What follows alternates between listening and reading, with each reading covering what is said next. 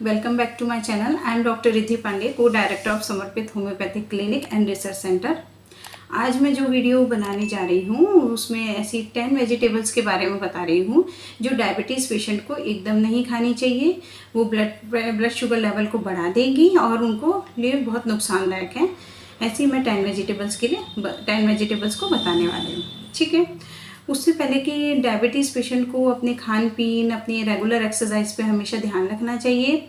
दूसरा, being diabetic patient उनको अपने डाइट के लिए बहुत कॉन्शियस होना चाहिए कि वो क्या खा रहे हैं। ऐसे फूड मटेरियल जिनमें कि कार्बोहाइड्रेट मात्रा बहुत ज़्यादा होती है और फाइबर्स कम होते हैं, वो उनके लिए नुकसानदायक हैं और ब्लड शुगर लेवल को बढ़ा देंगे। इसके अपोजिट ऐसे जो खाद्य पदार्थ जिनके में कार्बोहाइड्रेट जो होता है वो कम होता है और फाइबर्स बहुत ज़्यादा होते हैं, वो उनके लिए फ़ायदेमंद है और ब्लड शुगर लेवल को वो मेंटेन करके रखते हैं, ठीक है। तो अब बिना विलंब की हम आगे जाते हैं। सबसे पहला है इसमें वेजिटेबल्स में सबसे पहला है मक्का के दाने। मक्का डायबिटीज़ पेशेंट के लिए बहुत नुकसानदायक है।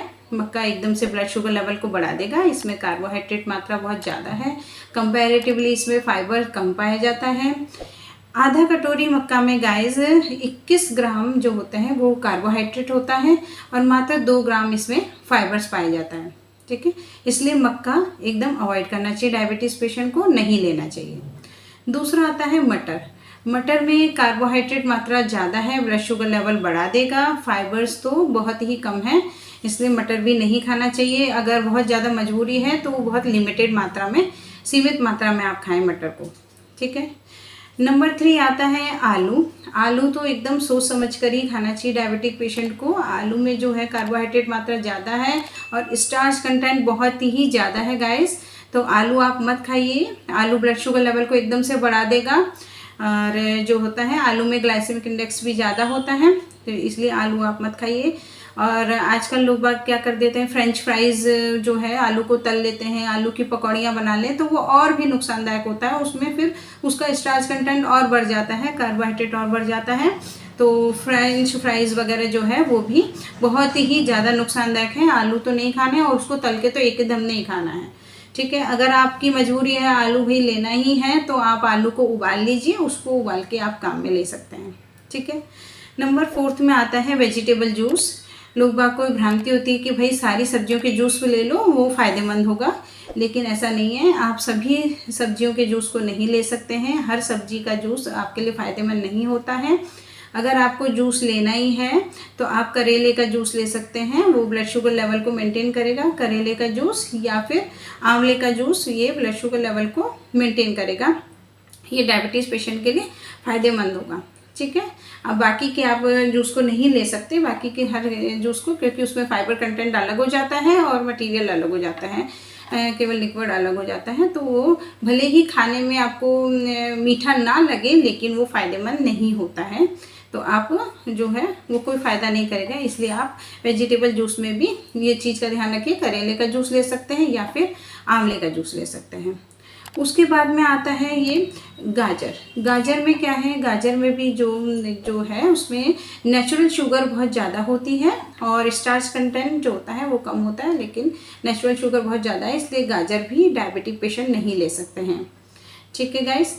उसके बाद में आता है अपना वाइट राइस जो होता है, भले ही सब्जी नहीं है सफ़ेद चावल, लेकिन सफ़ेद चावल शाकाहारी बहुतायत में काम में लेते हैं, इसलिए आप वाइट राइस को एकदम अवॉइड करिए। सफ़ेद चावल को, उसमें बहुत ज़्यादा स्टार्च कंटेंट होता है।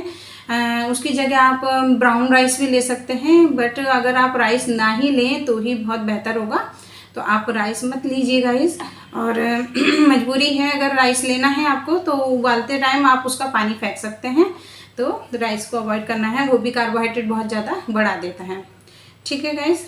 उसके बाद में आता है वाइट ब्रेड भी चूँकि शाकाहारी लोग बहुत ज़्यादा लेते हैं, ब्रेड बहुत ज़्यादा सोचते हैं कि भाई कोई नुकसान तो है नहीं, टेस्ट में मीठी नहीं होती है, लेकिन उसके आप अगर इंग्रेडिएंट्स पढ़ेंगे तो उसमें शुगर होती है, आर्टिफिशियल शुगर होती है। दूसरा जो है ग्लाइसेमिक इंडेक्स उसका बहुत ज़्यादा होता है। फाइबर्स कुछ भी नहीं होते गाइस, कार्बोहाइड्रेट ज़्यादा होता है उसमें, तो आप जो है वो फ़ायदा नहीं करेगी। आपको वाइट ब्रेड बिल्कुल नहीं लेनी है, उसको अवॉइड करिए, ठीक है।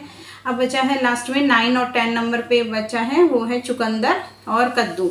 चुकंदर और कद्दू भी आप बिना सोचे समझे नहीं ले सकते, बिना ध्यान में रखे ऐसे नहीं ले सकते।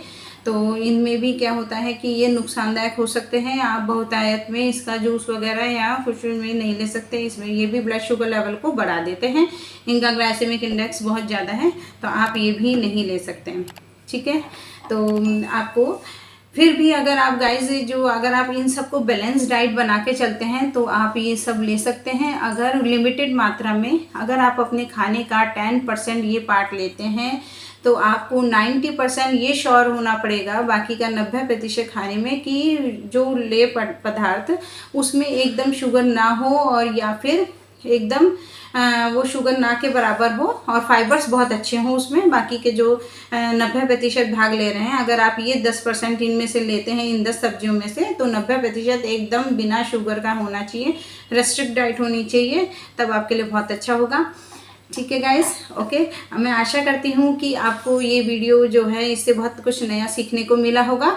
तो आप मेरे चैनल को लाइक करिए आपको पसंद आया है तो, और इस चैनल को सब्सक्राइब करिए अगर आप मेरे वीडियो इस चैनल पे नए हैं तो, और शेयर करिए गाइस ज़्यादा से ज़्यादा, ताकि सभी लोगों को ये जानकारी प्राप्त हो। ओके, धन्यवाद।